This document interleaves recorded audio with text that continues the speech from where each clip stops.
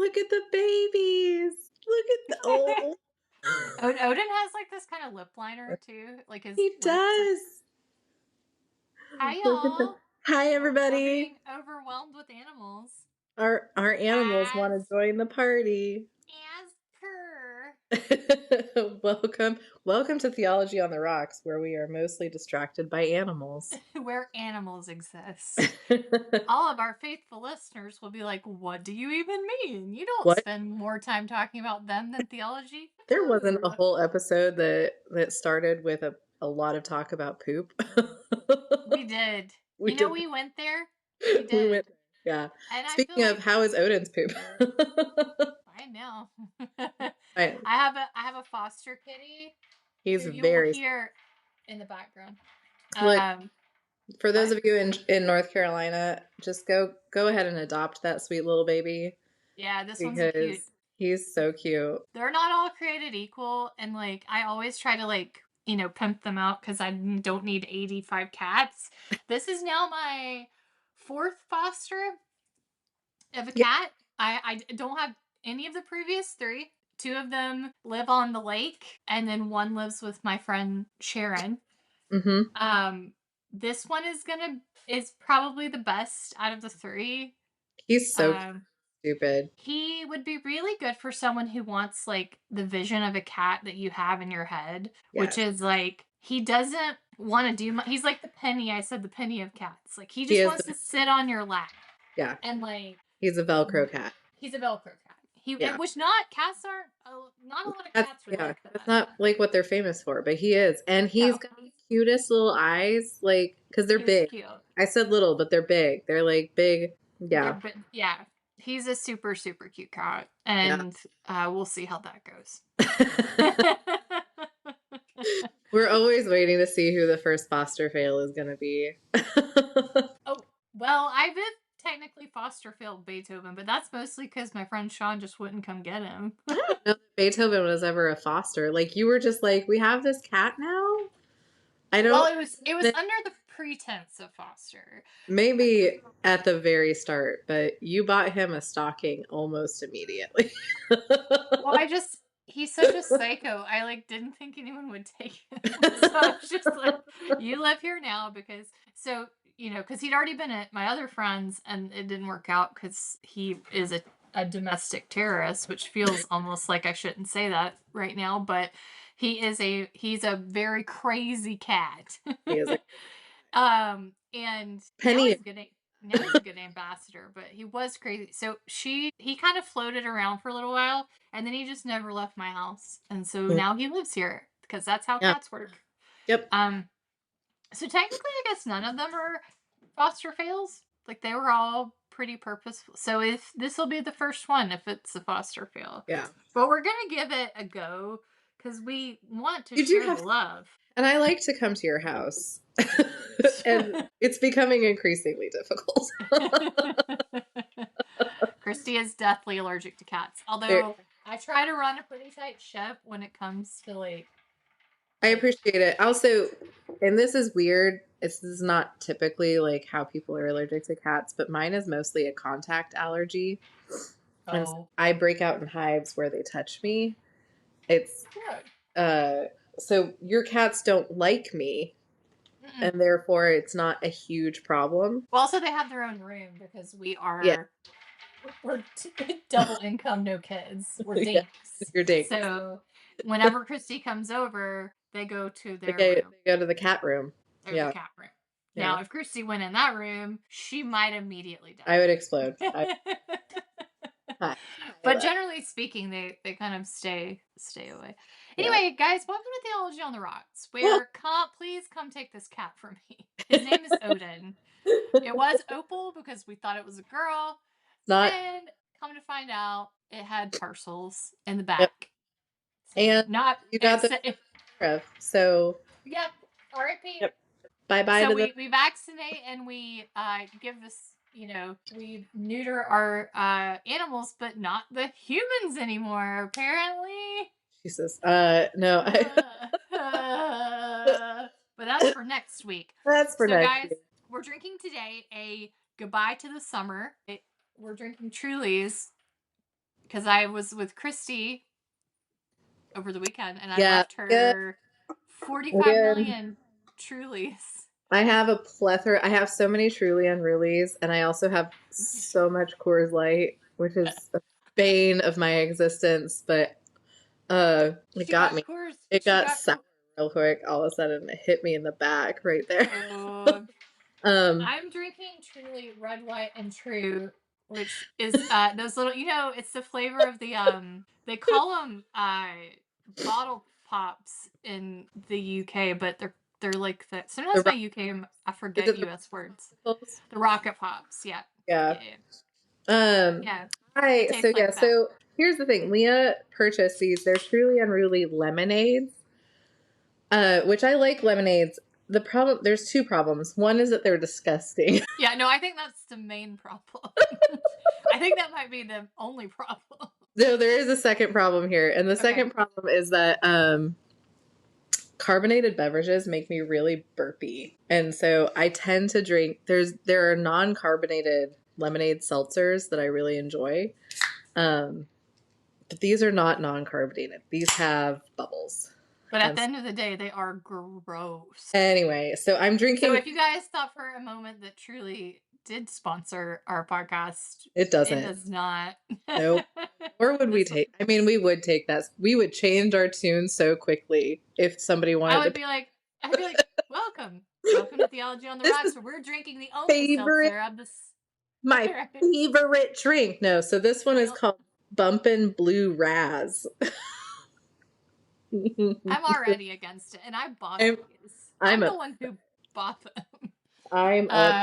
So I went to see Kristy in St. Peter's. Well, Seminole, I guess, more than St. Peter's. Yeah, but next. So we went to go, and then she and Stuart went to go see MCR, and I stayed home and screamed internally about a game that Georgia was playing against Tennessee, and I had no one to yell about that to. That's true. And I was taking care of Penny, and she doesn't do well with screaming. She doesn't love the football season, and it was nice that you guys. She loves you too. She was very happy, and then she was very sad when y'all left. I think Penny's gotten used to us, and I think we're a good vibe for Penny. Like, chill Stuart people. is like basically so chill. He's horizontal, essentially, which she finally clued into because she was like attached to him for a while. She was like, "This is my new favorite person." So yeah, and I operate when I'm with Stuart and Kristy. They're like my Xanax, I think, because I really go pretty low in terms of the psychosis when they're both together. So that's why this throuple works, because it works well. Y'all chill me out. Also, we drink a lot of wine. And we made Stuart set up we solved the stereo problem, but it came on. You're saying we really, really loosely right now. I'm saying we loosely. It came on the Saturday that they were here, and so it arrived, and I brought the box into the house, and Leah was still asleep, and I just looked at Stuart and I went, "Hey." And then I started like pulling stuff out, and I was like, "So, like, I don't really understand what I'm supposed to do." And he was like, "Well, we need to go to the store." Yeah. He told me what to buy, and then we came back, and I stood there and said, "Do you need me to do anything?" And he kept being like, "No." As he like set things up. When he gets that look in his eye, you just let him go. Yeah, just and let him go. It was great because I would never have figured this out. I would have been still trying to figure out how to cut wire. So well, I wouldn't have helped. No, it would have been terrible. Damn bit. Because I came downstairs like eyes squinting, and I was like, he was like, "What are you two doing? What are you two doing?" I was like, "You're gonna be upset." I know. She came up and brought me coffee, and she was like, because she loves me. Yeah. And I said, "What are y'all doing?" Because I'd kicked Stuart out because he was snoring so hard. So he was just on Kristy's couch when she wakes up. I didn't even text her to tell her. He just existed. I entirely expected it. It was fine. Yeah, God, that man. But he was on the couch, and then I said, "Well, what are you guys doing? Are you?" And she was like, "You're gonna be really disappointed." And then she came down and she was like, "Oh no, it's nerdy." Yeah, I was like, "Oh." I thought it was gonna be much sexier than what it was. It was It's not. not. Okay, I'm gonna take a drink of this. Also, I note the Fat Pelican is my koozie, Oh, which is that pelican. Kristy and I's go-to in the summer. I have a pal that has a TikTok where he just tastes drinks and then like reviews them. I'm And ready. I feel like I'm that right now. I'm gonna take it's the blue raspberry. Oh my god, I'm so nervous. Oh, no, no, no. It gets worse. It gets worse the longer that you've had it. You totally did like that kombucha girl meme because at first, before it registered in your brain, you were like, maybe. There was a second there where I was like, maybe it's fine, and then it And then like it was a it, firm no, and then it was a barf no. and then it was like started to get worse. So I chugged a like normal one before because I knew that this was gonna go badly. Oh no. Happy summer. Yeah, Anyway, so we're ending our summer of rejection with mhm. Kristy. She's gonna talk about something that was rejected. Yes, We have our summer drinks. I have my Fat Pelican koozie, which is in the greatest place of all time, Carolina Beach. it's a great place. Unequivocal. Yep, And then next week we will start season 3 because season we always three. do it in the summer. Yeah, It's wild. It's wild that we made it this far. Shout out to everyone who still listens to us. we're still friends. We're Pretty still much. friends. Yep. Kristy and I drank wine and started debating liberation theology, except we kind of agree, so it was not really a debate. It's a really nuanced debate. Stuart thought we were fighting. Stuart was just sitting there really quietly staring at us because we were not sober and we were No. many wines in debating this. And then Stuart just like, what is happening? And then Leah texted me. She was like, Stuart was worried that we were fighting. I was like, I don't know what it would look like if Kristy and I really got in it. You and I disagree about stuff, and we're both very stubborn, and like we can definitely like get on each other. I can kind of tell when I'm getting on your nerves. Yeah. So I mean, I think like it happens. We hang out too much for it not to happen. But like fight. We don't. Knock on wood. I mean, I think knock on wood. We're too similar, I think, to fight because like we have to do something out of character. I think I also think healthy relationships, if I may say, involve a lot of communication, and we tend to communicate pretty well about. And that's all we do. Yeah, we don't have the other stuff, so right. But also, I think like both entirely too straight for I think there are moments, so like I think where we are not ourselves because of your face. It's so bad. Because of various things, and so we'll do something out of character, and I think that's when, because I remember over the summer you messaged me and you're like, are you okay? And it was because I did something quite out of character, and I think when we do that, then we're sort of like, are you okay? Because I think that's what would do it. Like if Kristy just decided to like, I don't know, like date someone real stupid and think he was awesome, I would be like, okay. I do that a lot, but she hasn't done it recently. The wrong kind of stupid. I feel like most of the stupid I go for, you just be like, yeah, that tracks. But like, well, not like it doesn't sound like someone's stupid. Like someone like someone doesn't like theology. I mean like someone is like a KKK member. You'd be like, this correct. Is yeah. Correct. Like when I'm talking stupid, I mean like Stuart and I have completely polar opposite interests, and he is very smart. I'm not saying that at all. But like we don't have a lot of overlap. And but I mean, if you started dating like a right winger, I'd be like, Kristy, what are we doing? Yeah. No, there would be issues. We would be concerned at that unless point. He was really hot, and then I would get it. JK. No, you know what? Because I dated a really hot guy once. We called him Hot Aaron, and there was a minute, and we were driving somewhere, and he was talking about something, and I remember staring at him and thinking, I thought you were hot. Why are you not hot anymore? And I texted one of my friends to be like, is he still hot? And she was like, yeah. And I was like, are you sure? And she was like, oh, you don't like him anymore, do you?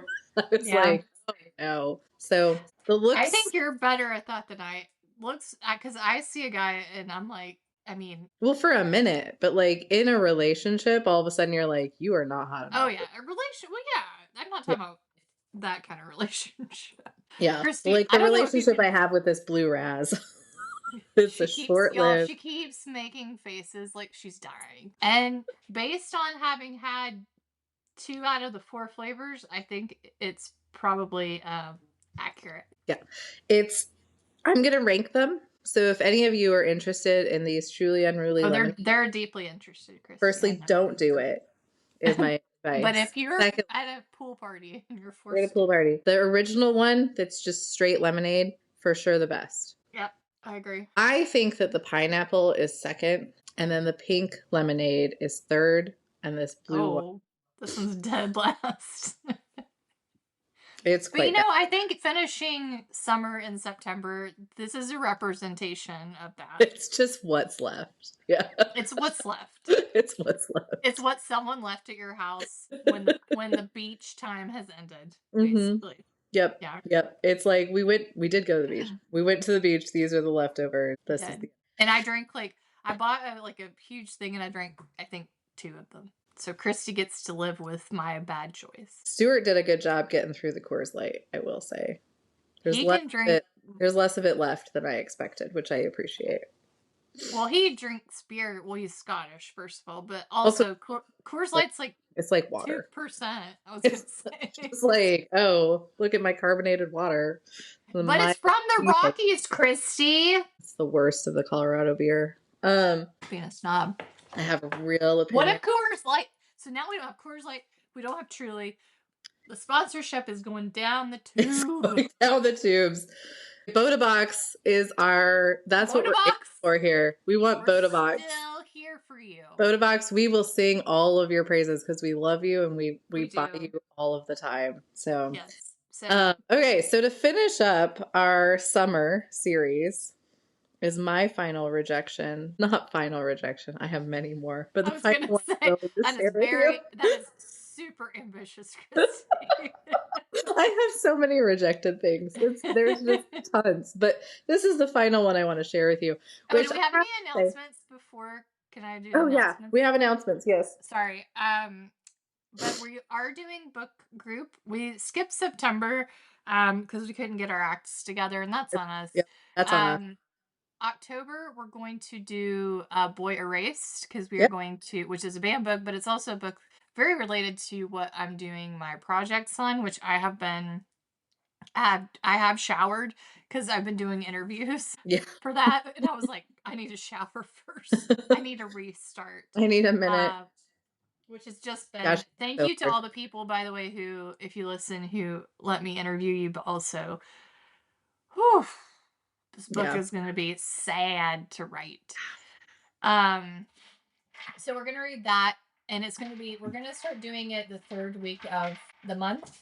I think Kristy and I decided, or she decided, and I agreed silently. Yeah. And then the next month after that, so that'd be November, we're going to do Lord of the Flies. Yes. So which was a suggestion from Stuart. From Stuart. We have 2 months planned out. So yeah, so it's going to be the third week of October, and the third week of November. Boy Erased and Lord of the Flies. So you can all plan and join as you want. We had a really great time talking about All Boys Aren't Blue last month. Yep. And so, so come join the book club. Also, Theology Beer Camp is coming up fairly soon, a month away. Yeah. Which shocked me, honestly. Yeah, I was not emotionally in that state of mind yet, but now I am. Because it's too hot here. Because we have now officially retired summer as of today. Yeah, summer is officially over. We're in the 5th week of school, so I'm real late on that. But I know. But yeah, we're excited about beer camp. And AAR, we're going to AAR in Boston. AAR, if anyone's around. Also, I do have a push for, and I'm going to put this up on the website. I am president-elect for AAR Southeast, and if you would like to take a winter vacation to the South, to Greenville, South Carolina, you do not have to be in the South to be in this conference, but the call for papers is October 15th is actually the last day. So, and it happens over spring. I know. I'm going to send it to you.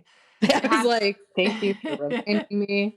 Yeah, Yeah. it happens over spring break. And it's not all the units, of course, of AR, but it's a lot of the same ones. So even if you don't do Christianity, it doesn't matter. Like, we have all kinds of different, like, methods of teaching. We have, Islam, world religions, like Bible. If you're a Bible person, like, you can. Yeah. So As a plug, I've not been to the Southeast, but I went to the regional conference for the Rocky Mountain region many times, and I presented a couple of times. And if you're newer to presenting, or if you just want a little bit more low key of a vibe, regional conferences are amazing. Like, it's not quite the stuffy feel of annual AR, national AR, and it's a lot more, you get a lot more feedback and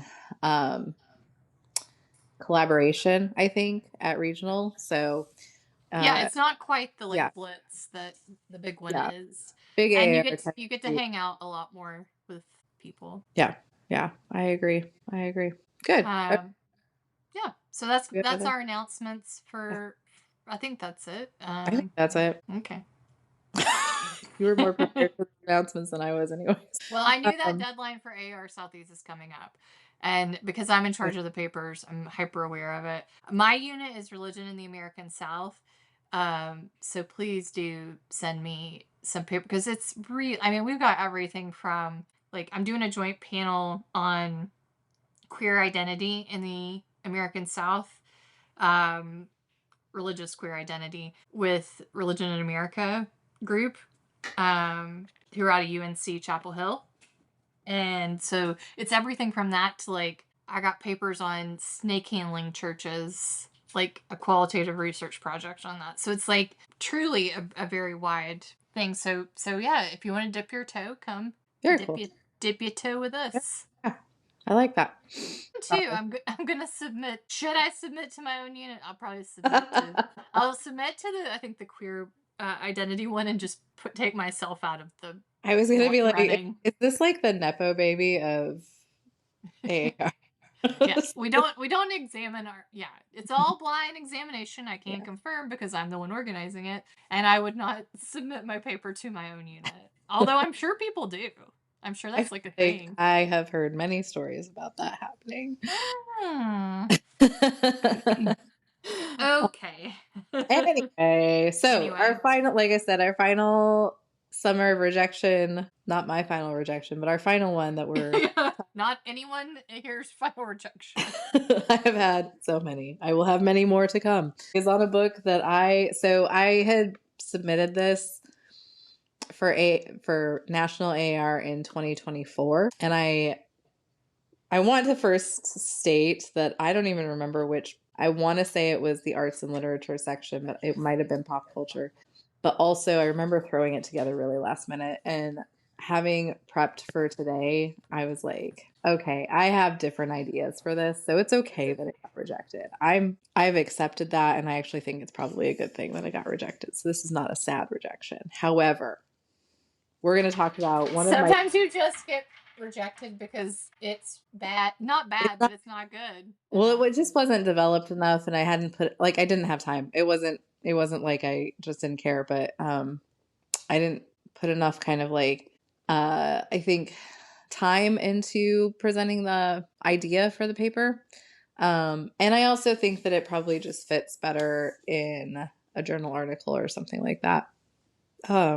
And also probably with literature people a little bit more. But it's about a book that I read called Shark Heart. And it's by Emily Habek. I get these books and I read them. It's through a club I'm not going to plug because I have issues with them, even though I pay them money. But you get a book a month, and you can probably assume what book or what thing it is. But you get a book. You already plugged it once, unless it's a different group. I don't know. Maybe I did. Maybe I didn't. And I remember because they give you kind of like little blurbs to say like, here's what the thing is. And I remember thinking like, that sounds weird and kind of interesting. So I got it. And and I had no idea what I was in for. And then it ended up being this book that it's so phenomenal. I love it so much that I have bullied most of my friends into reading it. Except for me. So I'm not Uh, a real friend. I don't know how you've escaped this. Because I definitely have. First Like, time, first time hearing of it. you need to read this book. It is the most beautiful book.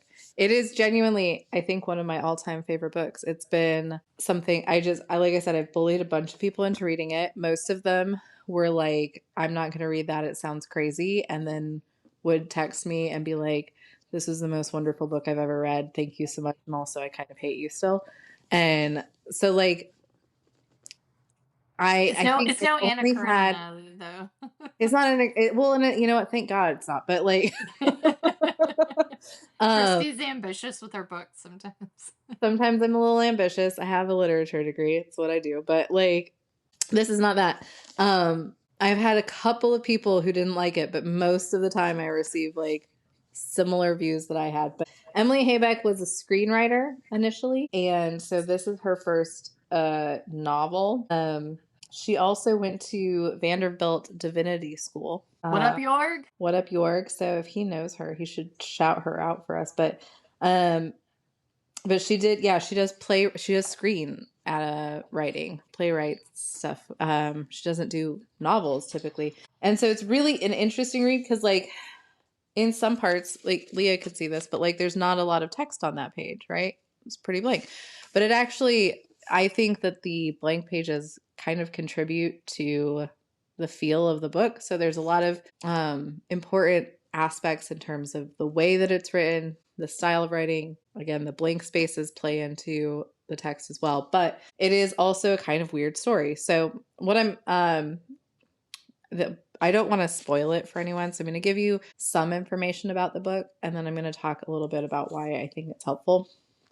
So again, it's called Shark Heart, and it's called that because the main character is a character called Ren, and her husband has a disease. This is a kind of baseline aspect of this world, is that there are animal mutation diseases, and his turns him into a great white shark. There are other ones as well, and there are a few that are described in the text. So her mother had also had one. She turned into a Komodo dragon. She also meets a woman who is pregnant, and her babies in the womb have turned into birds.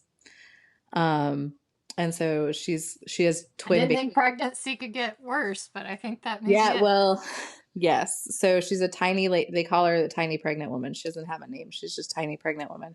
And she's pregnant with two birds. So it's this thing. And the text is using these mutations to talk about actual issues. For her mom, it's Alzheimer's. And so talking about her mom as she turns into a Komodo dragon, like starts to forget her, things like that. For the tiny pregnant woman with the birds, it's a discussion about abortion and reasons for abortions and stuff like that. So there's a lot of, again, I think it's pretty obvious what's going on with each of the mutations in terms of like, they're supposed to be symbolizing something else. But the book deals a lot with love and with grief and with hope. And it's just a really, really beautiful story. So again, I don't want to spoil it for anyone because I want everyone to read it. Please do. It's not a hard book to read because, like I said, there's a lot of blank pages. But I will stress, I think you should read the actual book and not. I know audiobooks are great, and I listen to audiobooks sometimes, but I think this one maybe doesn't translate over to audio as well. But one of the things that I wanted to talk about with this book, and the reason I had started figuring this out, was that the book is dealing with really heavy issues. And I actually went to a book club meeting about the book, and everybody was kind of talking about the ways that the different issues presented by the different mutations had allowed them to kind of grapple with and wrestle with issues in their own lives. And again, it's common stuff. Some people talked about cancer. Some people talked about parents getting older, Obviously, there's a lot going on in terms of abortion and deciding whether or not to have abortions, how to understand pregnancy, how to wrap your mind around that. A lot of people talked about it in a kind of just general sense of like, if the world is on fire and we're all, just generally struggling with things, how do we maintain any kind of sense of hope? And the book does a lot with that as well. And so there's a lot of things that the book does kind of hit you with, but the reasons that it's able to do that, I think, are what makes it so interesting. So it gets called, like, some people will talk about it as a magical realism or a fantasy book because it's about a man who turns into a great white shark. Sometimes it gets called a fabulous novel, but I actually think it fits better into absurdist literature. And absurdist literature is a whole genre of literature, mostly credited with Albert Camus, who you're familiar with because this was part of your COVID book. Yep. His novel, The Stranger, is usually one that people will reference in terms of absurdism. Kafka is also an absurdist writer. Yeah. So Metamorphosis. So you want to think about it like it's very similar to the Metamorphosis. Like he is changing into something, right? And Kafka's ability to use this change into a giant bug to talk about deeper issues is the same kind of thing that is going on with Shark Heart, is like, how do we talk about these big issues and deal with the difficulties of life in ways that can actually get to us? And I think one of the other things that has stuck out to me a lot recently is this notion that this is something I've been kind of wrestling with for a few months now, actually. We want to be able to answer everything. We want there to be an explanation for everything. We want to have proof of stuff. We are an enlightened society. The Enlightenment, we're very focused on science and scientific method and what is provable or what is verifiable. And there are so many instances. I don't know if you've kind of saw this or thought about this in your teaching of world religions, where there's so many instances where religions are actually trying to tell you, like, stop trying to rationalize these things, stop trying to understand everything. I was teaching Zen Buddhism today, and the aspect of Zen Buddhism that includes these kind of puzzles that Zen masters will give their students, where they say things that are unsolvable.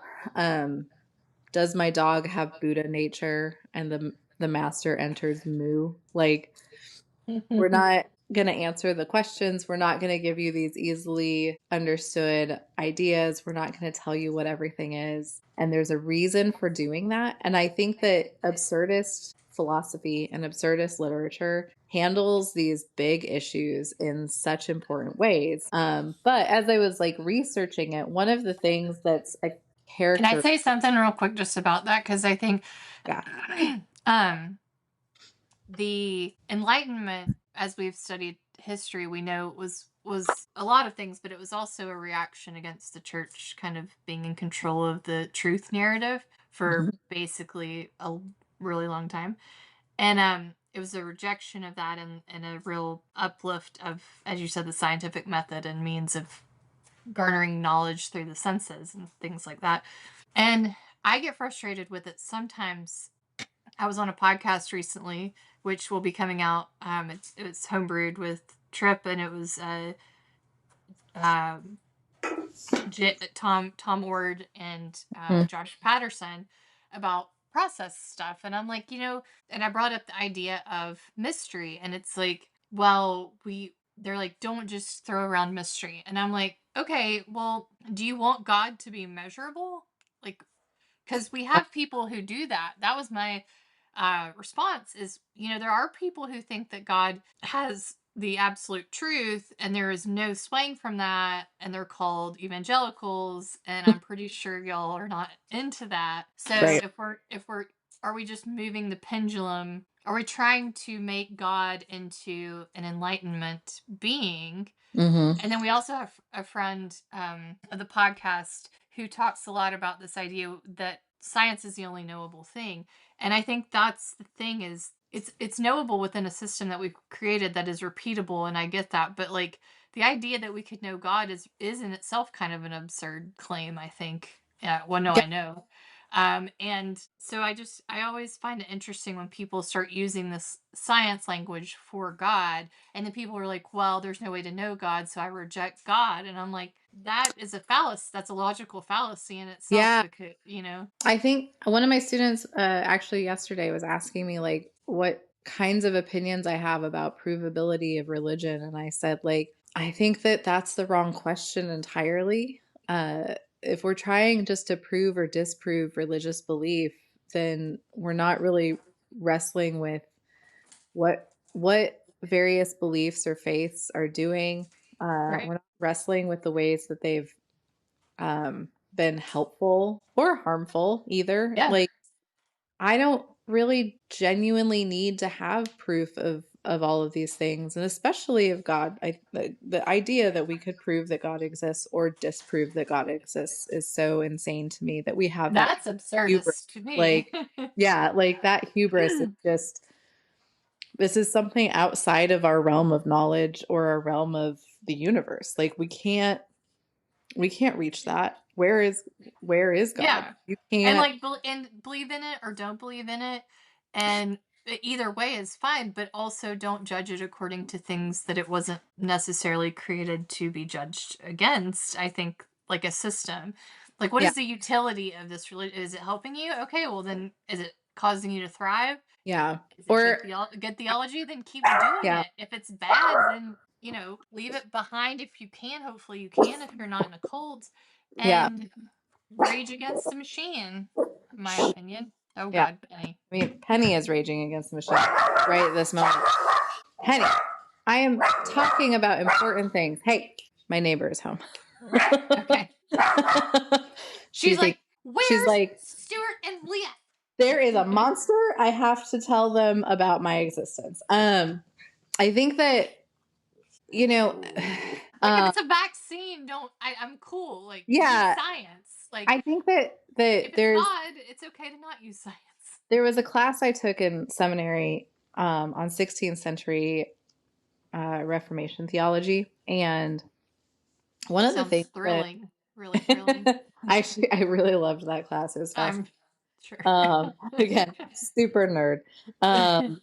But I remember one of the things my professor said was that we tend to judge other time periods as if we have reached the pinnacle of humanity. Hmm. We assume that we are super smart and that we know everything that can be known, and that we are the ones who have figured out the ways to like understand the world.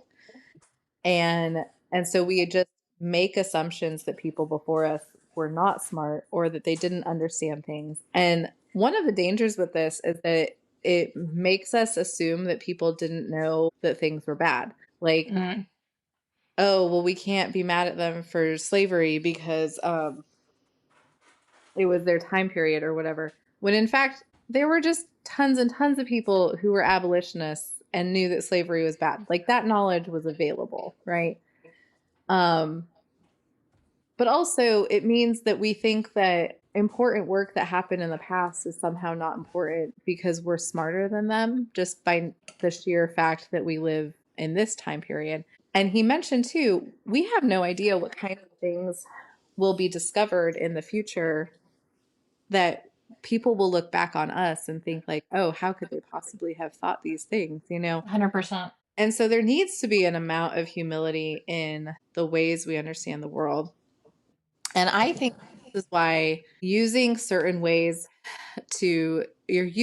things to discuss really complex aspects of life, like death, or again, very difficult situations like your parent getting dementia or Alzheimer, your partner getting cancer or whatever else, trying to make decisions about, again, the tiny pregnant lady was pregnant with birds, and birds birth by pecking their way through a shell. And so her pregnancy becomes super dangerous. And like, this is part of that conversation is what is she supposed to do about the fact that she's pregnant with birds? And so how we have those conversations, we always kind of default to science and facts and stuff that we can prove. But absurdist literature lets us have these conversations in ways that actually allow for our minds to expand past stuff that we can prove or stuff that we can just like knee jerk say, this is the right decision, this is the wrong decision. This is the right way to feel, this is the wrong way to feel. Or even because his transformation into a great white shark takes most of the book. And so you get to see both Ren wrestling with her husband becoming a great white shark and him wrestling with becoming a great white shark. It goes back and forth. And the ways that this impacts people, the different approaches to it, all sorts of stuff. It's a really interesting look. But what I think is most interesting about this is that absurdist literature, so like Kafka and Sartre, Samuel Beckett, Albert Camus, all these people are really dealing with a kind of negative or pessimistic understanding of the world in terms of what we can know and what we can't know. And like Camus is in one of his, it's called what is it called? It's his like it's the myth of Sisyphus is his like philosophical essay. He says things like there's an end to our knowledge. There's only so much we can know. And this makes the world absurd. We can't know why certain things happen, and we have to just kind of let it go. And he says that there are aspects of science that we can't really comprehend, but that there are also aspects of life that we can't comprehend. This is again why he calls it absurd. And he says here, this is my favorite quote from that essay. He says, "At last, man will again find there the wine of the absurd and the bread of indifference on which he feeds his greatness."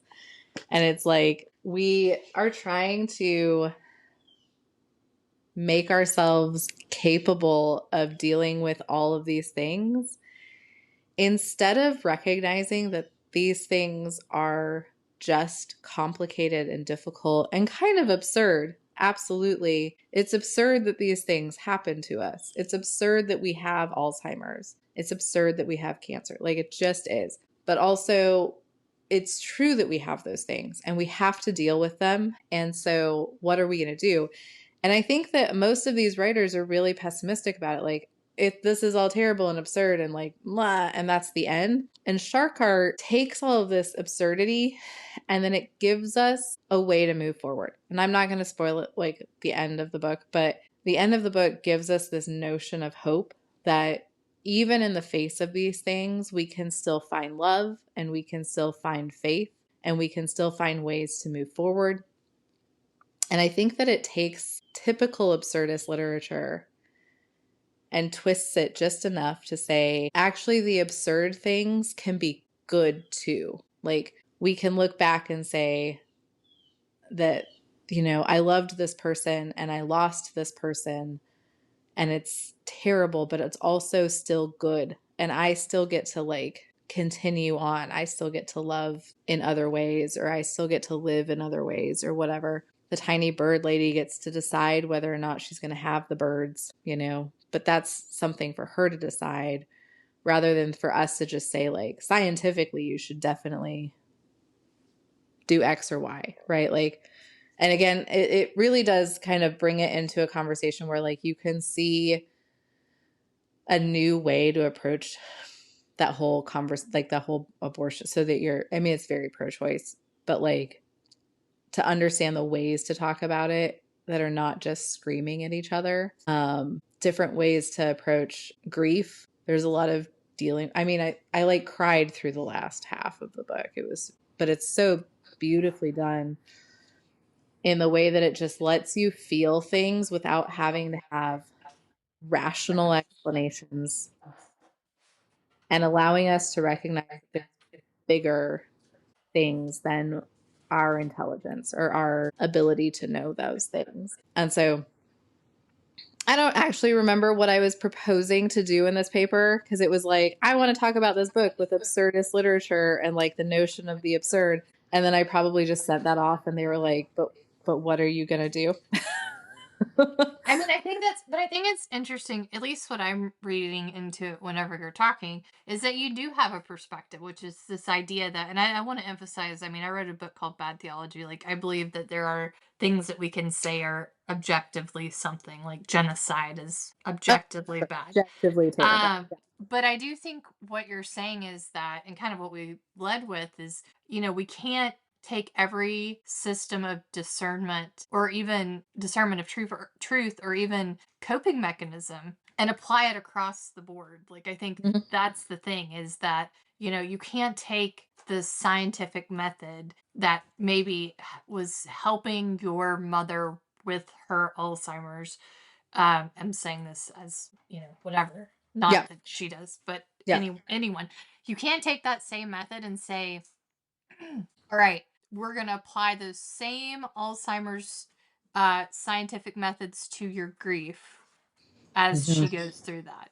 Yeah. Like, those things are not the same, because you'd look and be like, well, I mean, sure, if you want to give me a Xanax and knock me out or something, then okay, but I'm going to wake up and she's still going to not remember who I am. That Mhm. grief exists, right? So I just, or you can do counseling or whatever, but the grief still, and I think that's it. To me, that's really powerful, is saying, like, we don't have to pigeonhole, we don't want to go back to pre-enlightenment where we just are bleeding people out because they have demons inside of them, but it is saying that not all methods fit every scenario, and sometimes we need to open that up a little bit. And I think that's important.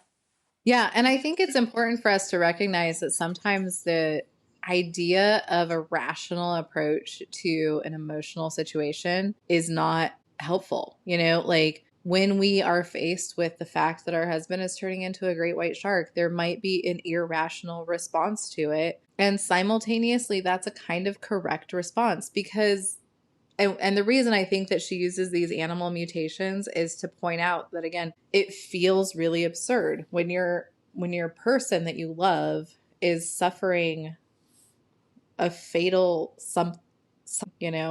it feels absurd. It feels incorrect. We have a like I don't know what it feels like to not exist. You know, I've always existed in my consciousness. I can't imagine a state in which I don't exist. That feels absurd. And yet, simultaneously, I have not existed and I will not exist again. Like those things are true. But I can't rationally wrap my head around what that would mean. Like I don't know how people are going to grieve. I don't know, like maybe I'm the last one to die. Like I don't know. Like there's an amount of absurdity that comes along with these kinds of losses that we have to be better at allowing for.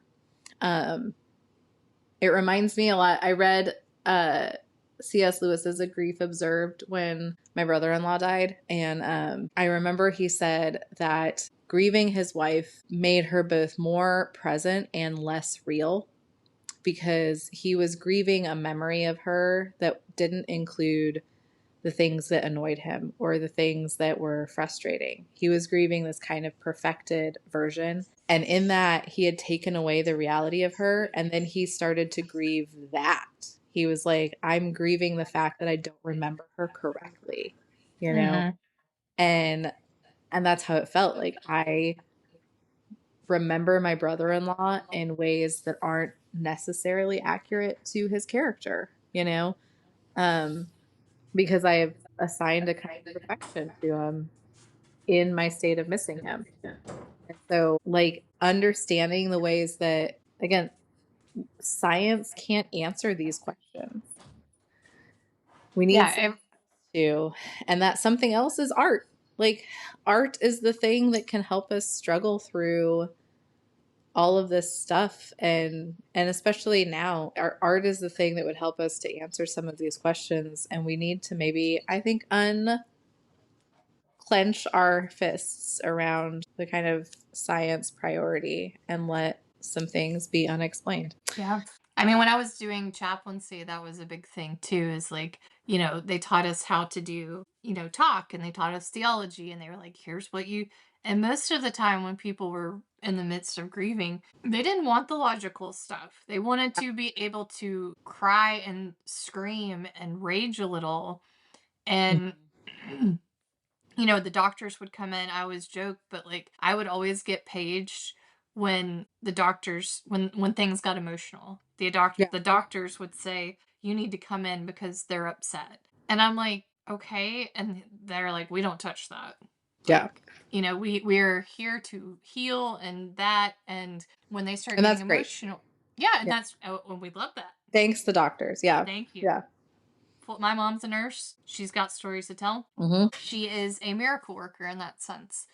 But it doesn't but then I would come in when stuff got emotional and it would be like me reciting, let's say there was a kid with cancer, me reciting all of the numbers that the doctor had given them about, cell counts and all of this stuff. They would be like, Mm-hmm. "Wait, you're the chaplain. Why are you saying that?" Yeah. Like, It would and be they would weird. it'd be weird. It'd be Yeah. weird, and so I think in that sense we do this on the day to day. Like, it's just Mm-hmm. that for some reason when rubber hits road, it's science or it's nothing, and it's like, well, that's not how life works. We wouldn't still have, even religion or counseling or, fill in the blank friendships. Like, if this method of solving some problems was able to solve all of them, we wouldn't need those other systems. But we have created a series of systems to help us live this thing we called life. Yeah. And Yeah. not And all of it. to allow us to have these moments that are unexplainable too, I think. Yes. There's a poem, the author's name has escaped me, but she was going to visit her son. She was Russian. She was going to visit her son, who I was is going in to say Leah her. Robinson until you said son, and then I was like, no, never mind. And then you went And Russian, and I was like, she's standing in line with the other family members to go visit their families who are their members who are in this prison. And it's like the story is like it's cold and the wind is blowing and they've been waiting in this line for hours, and one of the women turns around to her and says, "Can you describe this?" And she says, "I can." And but then she writes a poem. She doesn't explain, here's the temperature, this is what it was like, this is, she's giving you the sense and the emotional connection to that feeling, and that makes you understand it. And like with Shark Heart, looking at these animal mutations helps you to understand this is what it's like to lose your mother to Alzheimer's. This is how it feels. This isn't the step-by-step process because that's always different. This isn't like a scientific explanation of Alzheimer's, but these are the feelings that you get. These are the emotions. But like I said, then at the end of the book, rather than just leaving it in this kind of absurd place that you get with a lot of those texts, she starts to explain how absurd it is to have hope, and that also is important. And like having hope and continuing to live within the hope is what's sustaining, it's what the kind of point is. And I just think it's a really incredible way of dealing with, like, I can't tell you why I have hope because it's irrational to have hope. It's absurd to have hope. But also, I think it's important to have hope.